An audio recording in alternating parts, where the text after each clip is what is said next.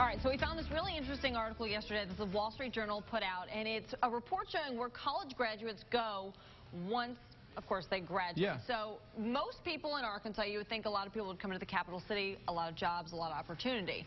But it's a little surprising. It is. The 5 biggest schools in the state are highlighted in the report. Of the Big 5, many students ended up right here in our metro area. Let's start with the city of Little Rock. Right at 54% of UA Little Rock students stay in the city after graduation. No surprise there. Right. We'll look at where else grads go in a second. 48% of UCA students move to Little Rock after they get a degree. From there, a big drop-off with UAPB, Arkansas State, and the U of A.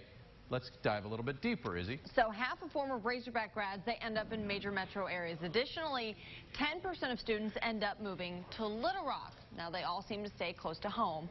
Dallas, Houston, and Memphis are the other top destinations for recent grads. L.A., Washington, and New York also popular spots for former Hogs. All right, Jonesboro, the top 4 areas for Arkansas State grads: Little Rock, Memphis, Dallas, Atlanta. You'll notice all of the grads seem to try to stay in the south. Only 2.5% moves north of St. Louis. More than half stay in smaller cities. So here's the interesting one. UA Little Rock, more than half of graduates stay right here in Little Rock. So now think about this. More than 80% of UALR grads, they move to major metro areas. That's the highest of any school in the state by more than 7%.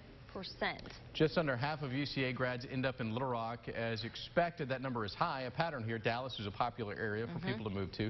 A lot of opportunity in Dallas. UCA graduates love the bright lights. 73% end up in one of the 70 biggest metros. Okay, the biggest surprise and what we're all wondering here, the top destination for grad PB, Pine Bluff, not Little Rock, but it's actually Dallas. It edges out the capital city 14.1% to 14.